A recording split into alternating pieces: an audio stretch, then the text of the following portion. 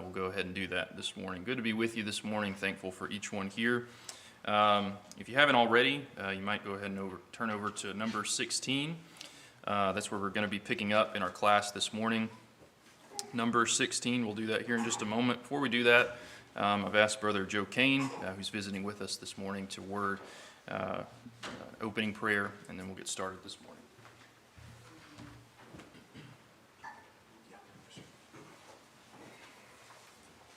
Let's pray.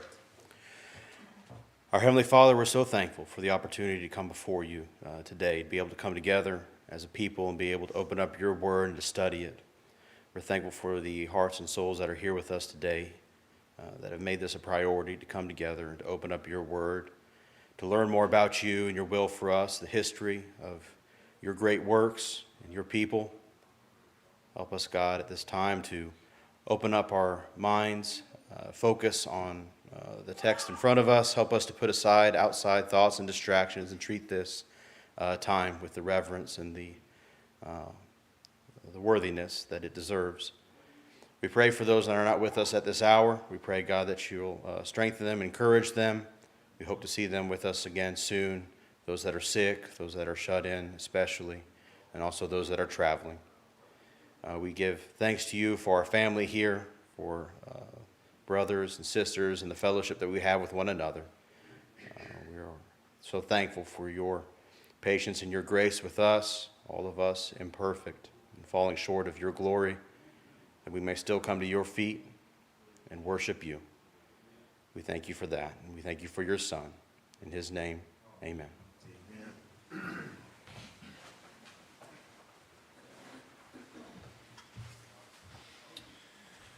All right, Numbers 16.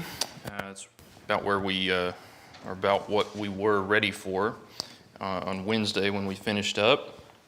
We've noticed already, if we were to give the book of Numbers a theme, amongst other things, what is one of the main themes throughout the book of Numbers? Anyone remember?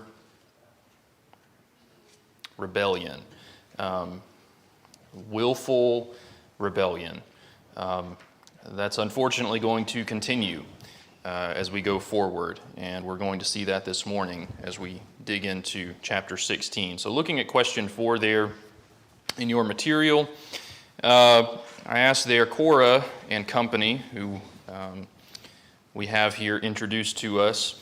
They come before Moses and Aaron, and they lay what charges.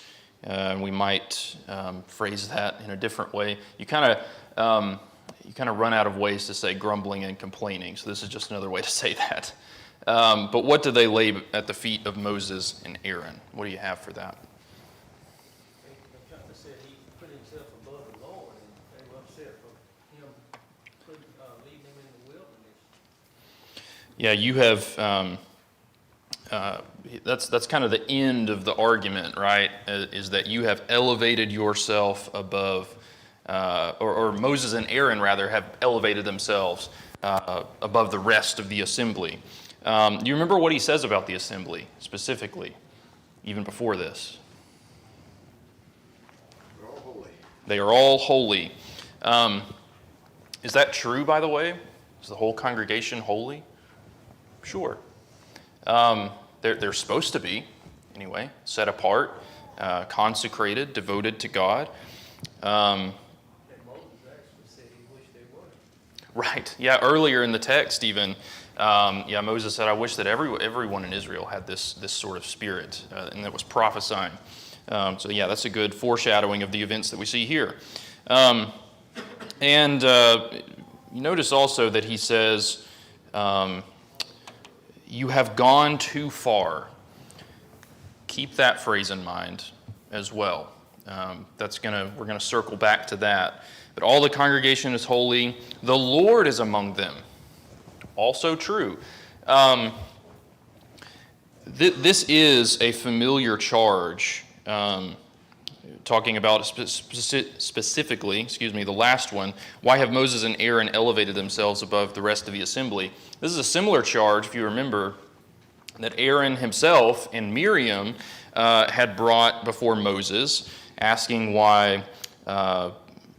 Moses had elevated himself, or why should only Moses come to God in this way and have this position?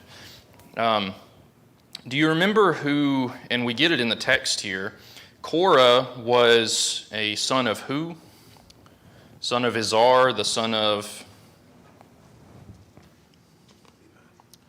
Levi, one of the Kohathites. Who was, or what were the Kohathites responsible for within the responsibilities of the tribe of Levi? If I can phrase it that way. What were they responsible for specifically?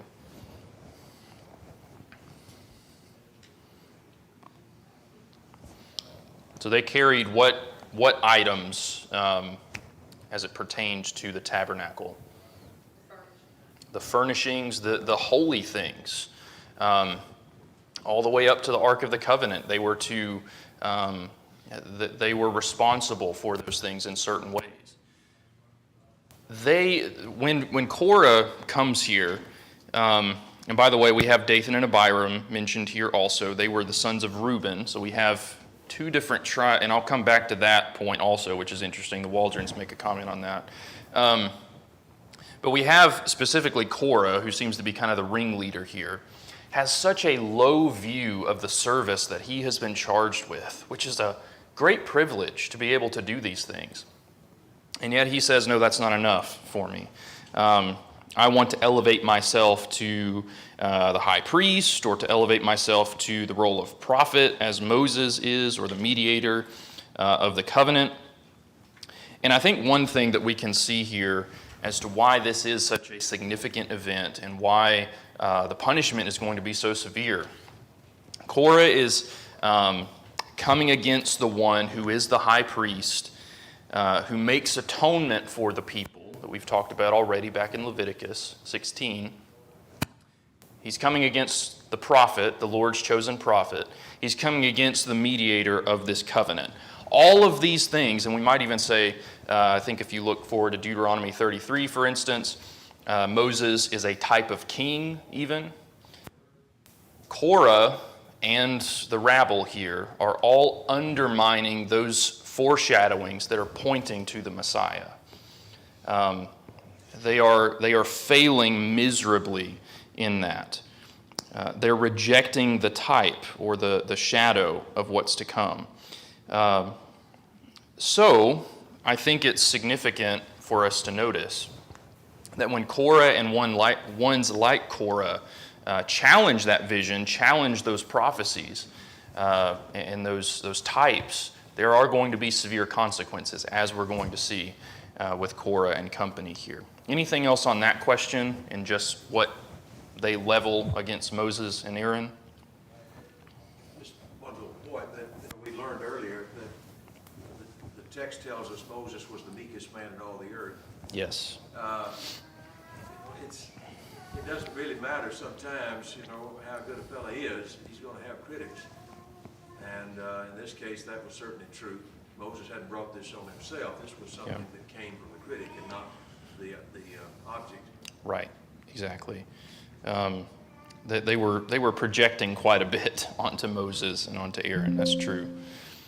Anything else there? All right, well, question number 5 then, marching along in the text. As Moses hears what Korah and Dathan and Abiram and the rest have to say, what is his response? Let's start there. So what is Moses' response to the charge?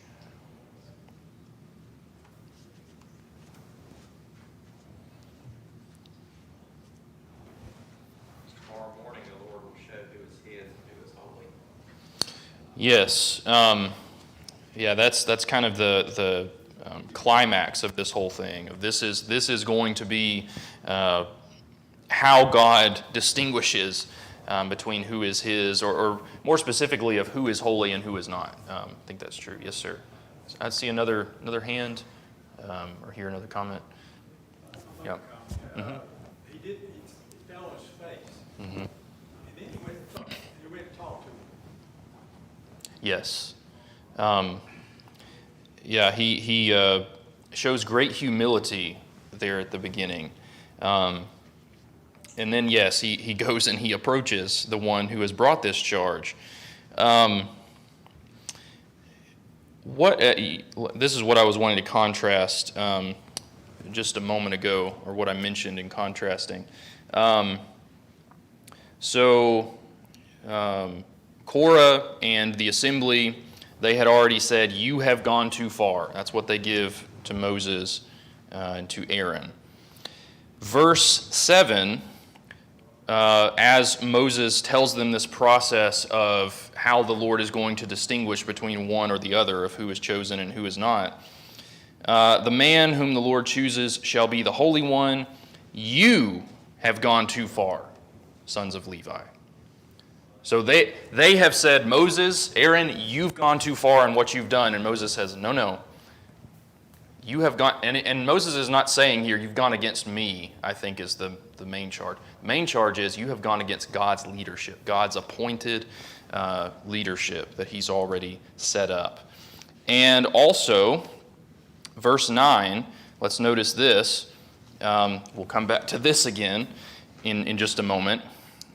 He says, this is Moses, "Is it too small a thing for you that the God of Israel has separated you from the congregation of Israel to bring you near to himself, to do service in the tabernacle of the Lord, and to stand before the congregation to minister to them, and that he has brought you near him, and all your brothers, the sons of Levi, with you?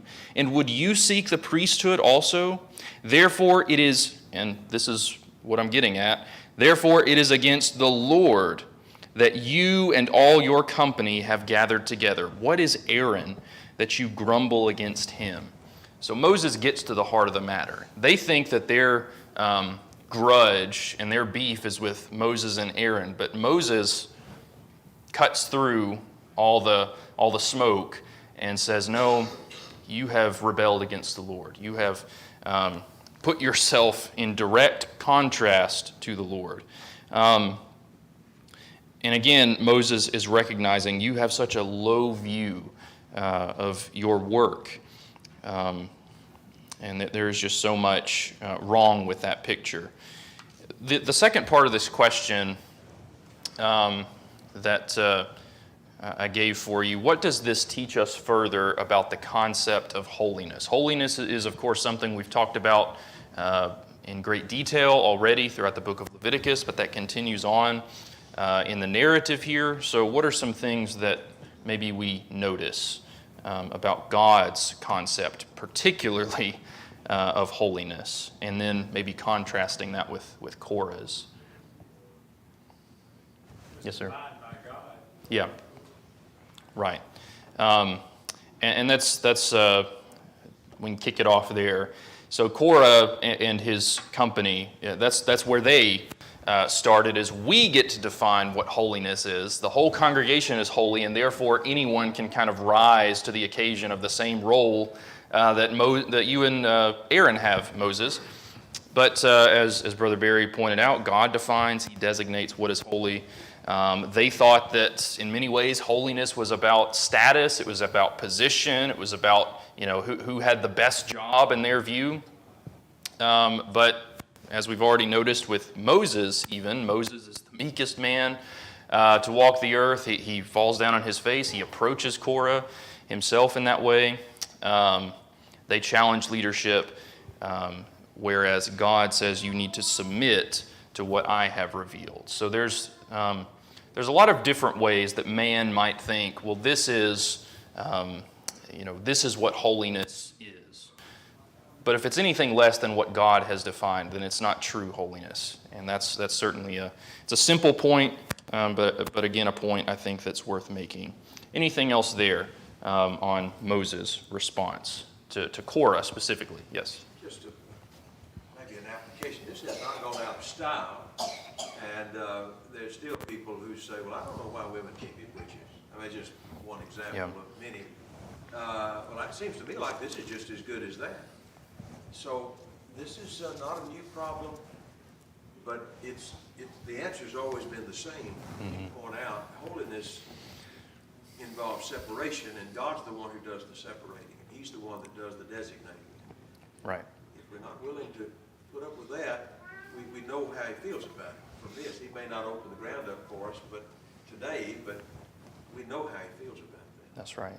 And one other thing I didn't really mention, but there are also, I don't know any other way to say it, but levels of holiness, if I can put it in that way. So the whole congregation is holy, but there are these, so you have the Levites, and then from there you have these other clans within that, and then you have Aaron and his sons.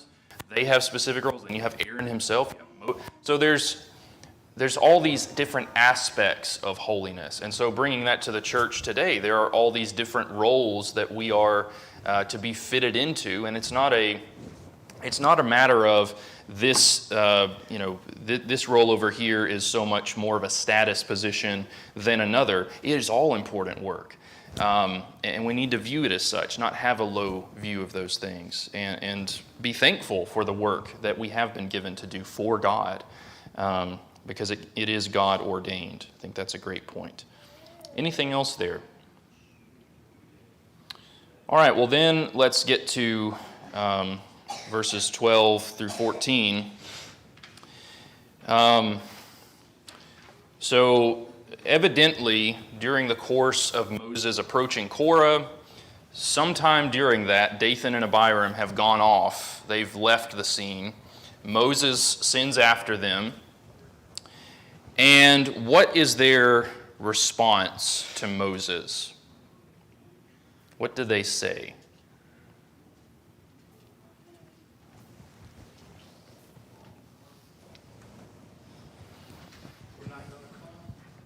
We will not come up. Take us from a land of flow with milk and honey, and lead us out to the desert to rule over us. I tell you,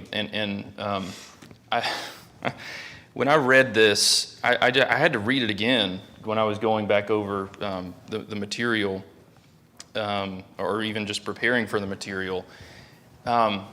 This is such a slap in the face, not just to Moses, but most specifically to God, where they are equivocating Egypt as the land flowing with milk and honey. And they are saying the land of promise, Canaan, is actually the land of bondage and slavery and death. What a messed up picture. And I cannot imagine, Moses, when he hears that, just jaw on the floor. What in the world are you thinking? How have they gotten such a messed up picture of things? They say, have you made yourself a prince over us? Giving that to Moses. Almost like, I don't know if this was their intention. It's already brazen language. Maybe they're even kind of making a jab at Moses of his days back when he was in Egypt, when he was a prince of Egypt. I'm not sure. But in actuality, God had made Moses a type of prince, a prophet, a king, in certain ways. One that would point to the prince. And they're saying all of that is wrong, and it needs to be upheaved, needs to be changed. They go on to say, as has already been noted, that Moses, and if it's Moses, then it's also God, failed in bringing them into the promised land. It is an absolute refusal of what has already transpired in Numbers 13. That is why they're not able to enter into the promised land. Why they're not going into the land flowing with milk and honey, specifically that generation. But they dig in and they bring this against Moses. And Moses becomes very angry. And what does Moses say in the text?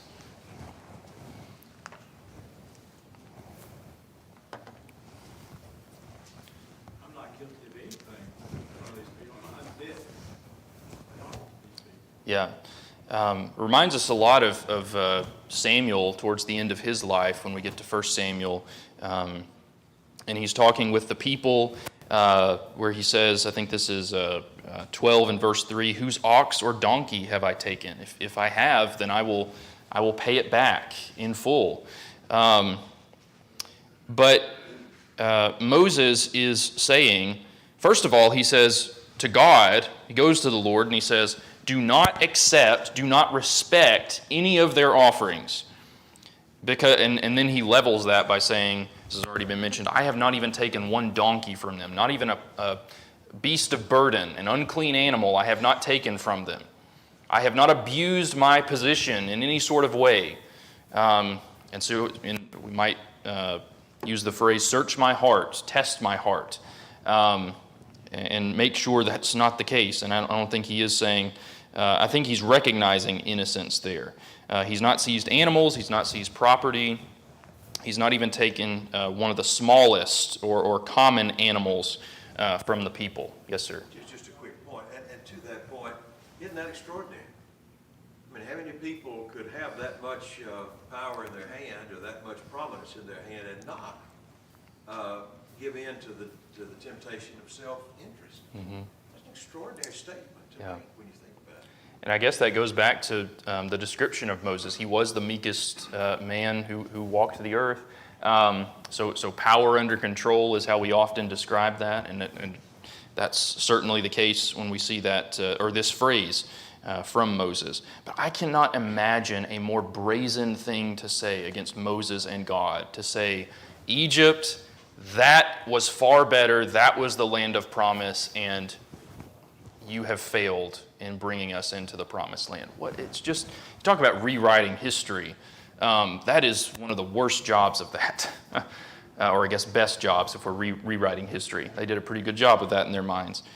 But from there, well, anything else there on Dathan and Abiram, I should say. Yes, sir. I think we can apply that today to people's rejection of truth today. I mean, they're rejecting the truth. The obvious truth is one of them. They're rejecting it. And we got people today that, we've got dozens of genders and counting supposedly. They're rejecting the obvious truth. All kinds of stuff that people reject. When you reject, for whatever reason you reject the truth, when you reject the truth, no truth becomes your truth. I mean, anything goes. That's right.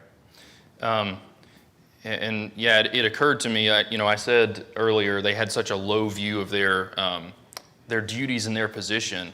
That it really goes back further than that, and that gets to what you're saying, is it starts with a low view of God. That's where it starts. They thought that what God had given was incorrect, it was wrong, it needed to be adjusted, whatever it was. And so, then they could bend the rules however they wanted to. But as the people are going to see, as they're going to see, that's just not going to fly. That's not how things work. Yes, sir. I've always thought, also thinking about just the influence that Korah, Dathan, and Abiram had on those 250 people that they got to rise up with them. Yes. I mean, Right. what were they thinking also? You know? I mean, so that just goes back. Even these people with these twisted ideas going against God, they've got influence other people that will not follow God, but follow with Him to their demise. Right. Yes. I'll go ahead and mention this. The Waldrons talk about how the Kohathites and the camp of Reuben, they were sort of in the same encampment or on the same side of the tabernacle in that same encampment, but they were not to be this close in their encampment to one another. So it seems what you're talking about, you got those 250 men, where Korah is he's kind of butting up against, these other individuals, where it seems maybe he has one complaint against Moses, some of the others have a complaint against Aaron, and he's kind of taking their complaints and coercing that into this full rebellion. Exactly. That seems to be some of the case here. So it just, it goes back maybe even further than what we see in the text, perhaps. Very good. Anything else there?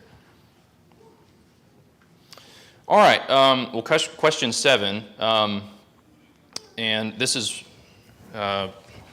kind of a loaded question. May require several things to be said here. But what transpires in the story, 15 onward in chapter 16? what transpires in the story that highlights the theme of separateness? So this is, again, something we've highlighted throughout, but what again happens here? So well, maybe we can start here. What does Moses' first command, well, I guess even backing up from there, the Lord first tells Moses and Aaron to do what? Get away from the entire congregation. And then there's another intercession where then God tells Moses to tell the congregation what?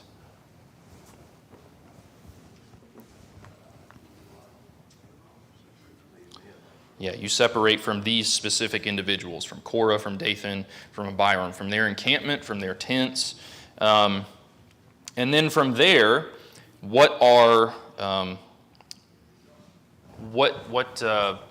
how is God going to demonstrate that there is a distinguishing factor here between these people?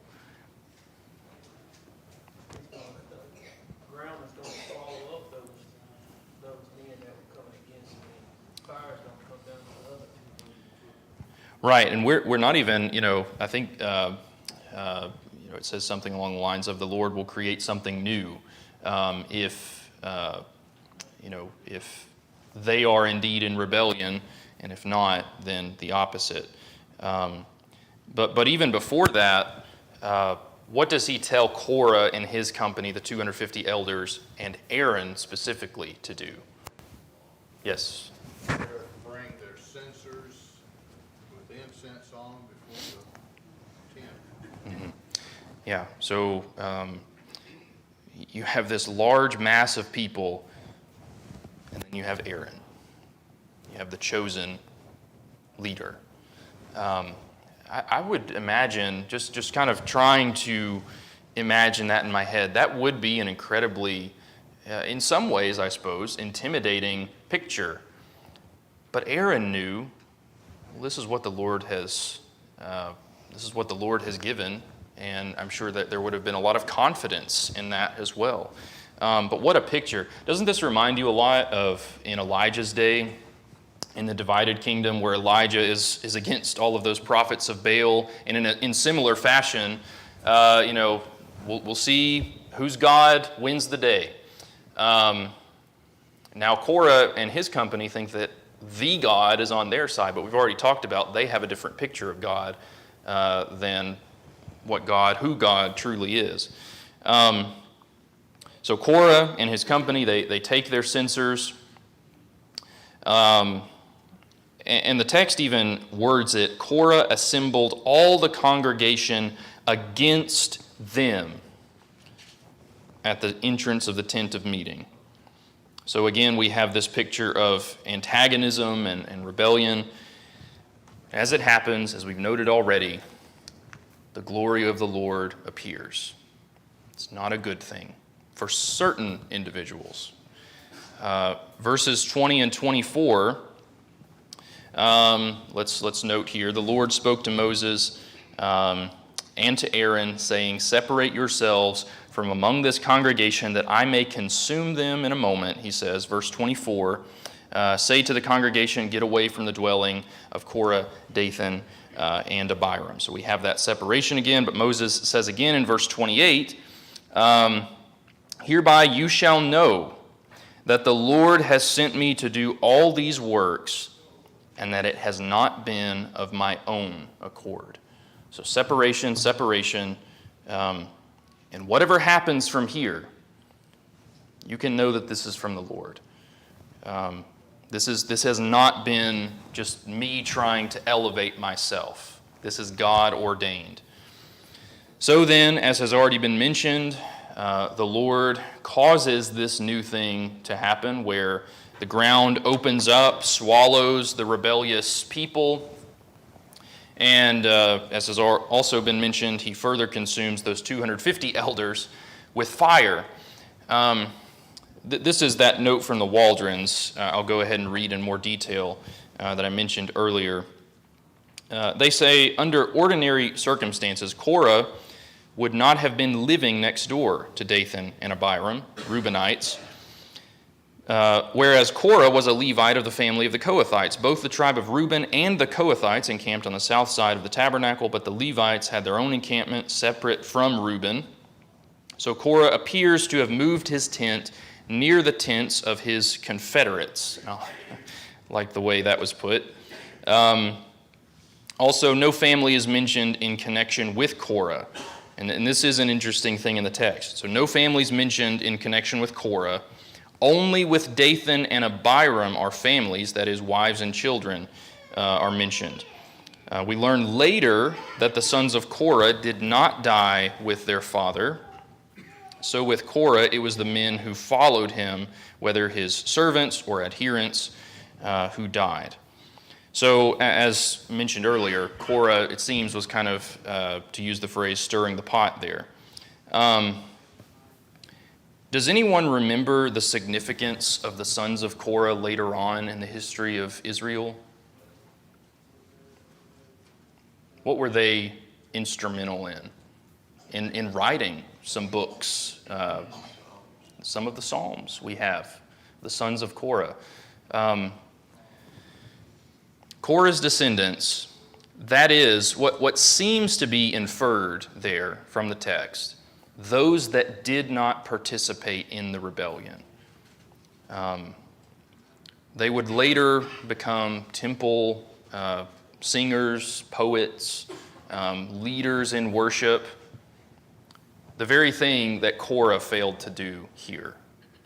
He could have been a great leader within his own clan, within his own tribe. And instead, he became a leader towards rebellion. So I think that is an interesting distinction that we see later on in the history. Anything else there with what transpires in the story? Yes, sir. I'll throw out just, you look at the chain of events that led to this.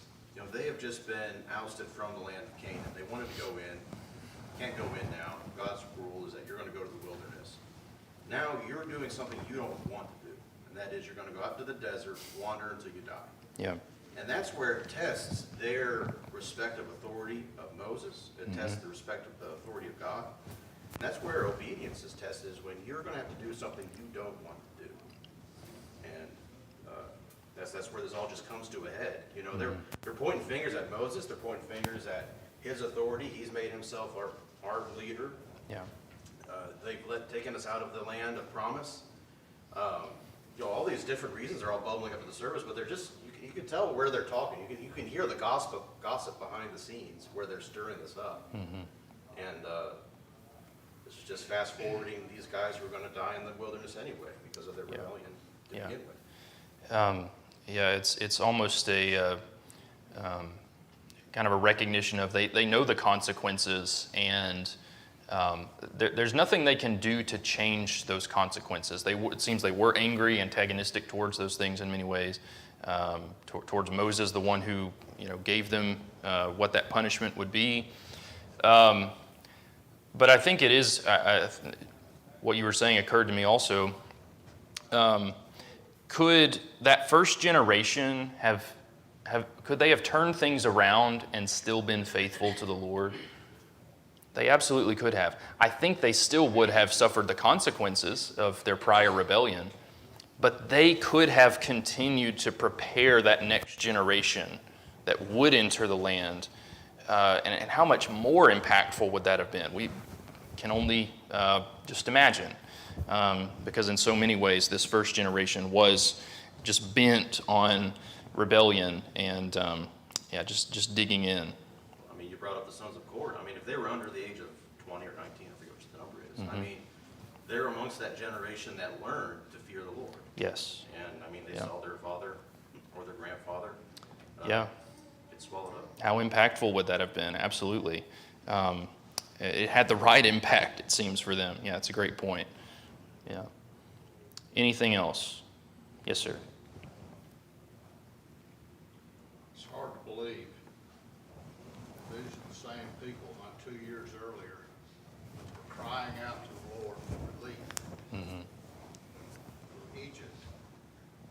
drug them out there kicking and screaming. Right. They left with all kinds of wealth, and they were glad to go. Mm-hmm. Now they're grumbling, and we're gonna see this same cycle over and over. Yeah. But I'm just shocked at thinking these are people who are so oppressed, they were crying out to God to believe. And now here we are. Yeah. One more quick note, Yes, sir. if I may, Yeah. To that point, we talked about here how offensive it is to God to call slavery the land of milk and honey. Canaan is, in a sense, a type of heaven. I think the Hebrew writer used it that way. I think when people think about this earth, when they think about sin, and they talk about that being heaven, it's the exact same offense, is it not? You know, this is not heaven. Yeah. We're headed for Canaan. Yeah. And when we forget this world's not our home, that's the same sin. Yeah. That's a great point. Someone made a comment at one point, not here, this has been several years ago, where I was trying to make a similar point about Canaan being a type or a shadow of heaven, of that's our promised land. We'll even make that point a little later on in some of the material.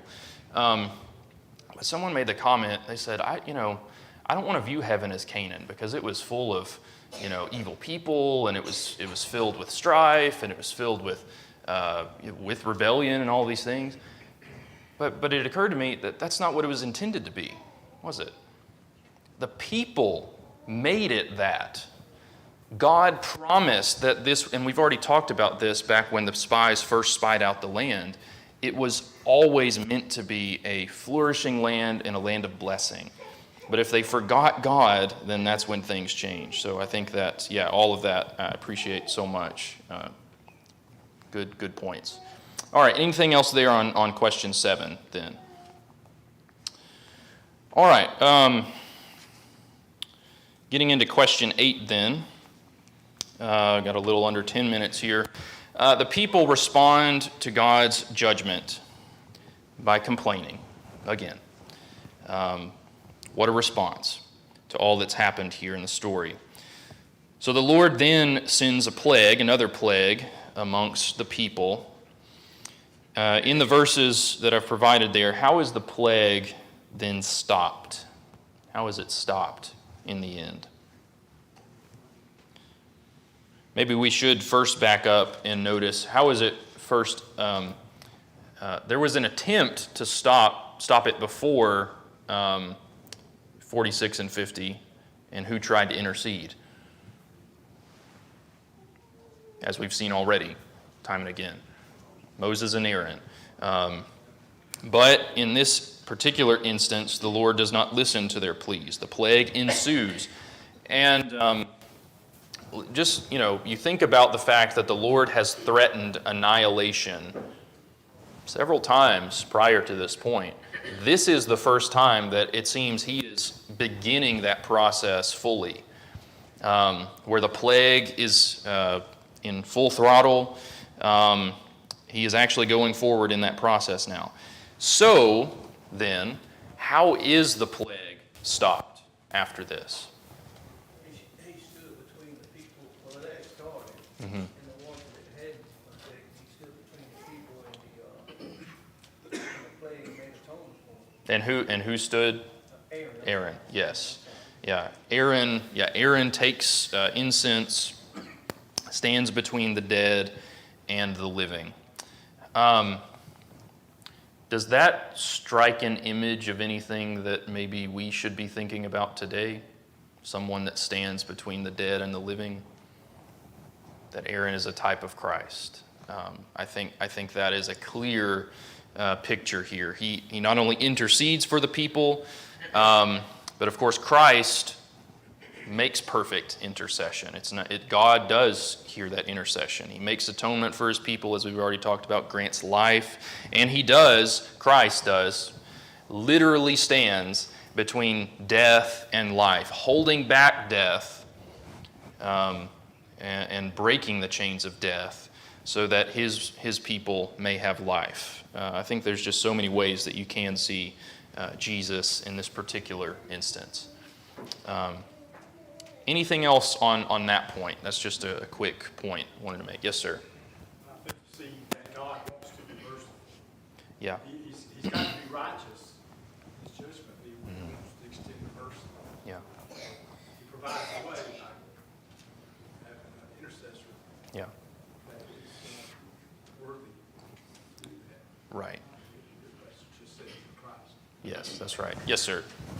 I don't know if anyone we all seen on social medias where lately a lot of people try and paint God as this villainous destroyer, and they say, well, all God did in the Old Testament was just destroy things and destroy people, but everyone seems to forget that God has always been merciful. He has always given everyone chances.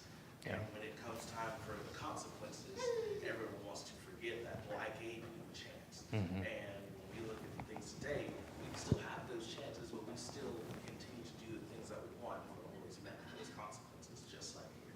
Yeah. Yeah, people make the complaint about, well, why would God condemn so many people to hell for their choices and so forth? The fact that we're standing and breathing today is God's mercy. That's His grace. And yeah, He could just completely wipe us all out, but He has chosen not to. Yes. Yeah. Just how good it is for them, the people, to be able to see that this is the man that they were rebelling against. Now, coming up there, making intercession and stopping Yeah. the Lord from going further with this judgment. I would have taken the long way around. Aaron, I mean, it just, Yeah. that's an effective way for them to see, not just Aaron as a boss, but, his role that God has chosen him to be. Yeah. There is no antagonism we see from Aaron there. He doesn't take pleasure in these people dying. Moses does not either. Yeah, I think that's a great point. Did I see another hand? All right. Yeah, great. Appreciate all the good comments. Well, we have just a few minutes here, and we'll see if we can do justice to this next question. So this is chapter 17 then. To put kind of this final stamp on who is the leader of God's people. What is the end result of God's process to determine proper leadership among His people? So maybe let's start with, what is that process? What does God lay out for the people to do? They're to take a rod from the head of each family clan, Mhm. and Aaron's rod, and put it in the tabernacle, and the Lord will pass by it, and the one that He chooses above. Yes. Each man's name written on one of the 12 staves, according to the chief of their father's house among their tribes. And so, what is the final result? Whose rod does bud in the end? Aaron's rod, yeah. Who else could it be at the end of this process? It is only Aaron's rod and no one else's. There is one note the Waldrons make, which I thought was worth bringing up. In Hebrews chapter 9 and verse 4, we get an indication that the rod is actually placed within the ark itself, but here in the text, it seems maybe more so just next to it, within the tabernacle. And I don't think that's necessarily a contradiction. I think that's just more information that we get there. But this does seal all of this, Aaron as God's chosen high priest. And one thing that we can't necessarily prove it going forward, but I think there are some clues in the text that tell us maybe this is the rod that has been used leading up to events here. This is the rod that Moses is going to use pretty soon here to strike the rock again. All of these things, it's just interesting, the history of this particular object, but not that the power is in the object itself, but God is using it to teach certain lessons. And so I think that's why it was given prominence to be housed in the tabernacle and later on the temple as the history moves forward. Anything else there on chapter 17? All right, well, there are lessons 16 and 17 in the back, but go ahead and prepare for lesson 14. If you don't have lesson 14 and 15, please get with me. I'll get you a copy of those. Be happy to do that. But go ahead and prepare for lesson 14 for Wednesday. Thank you.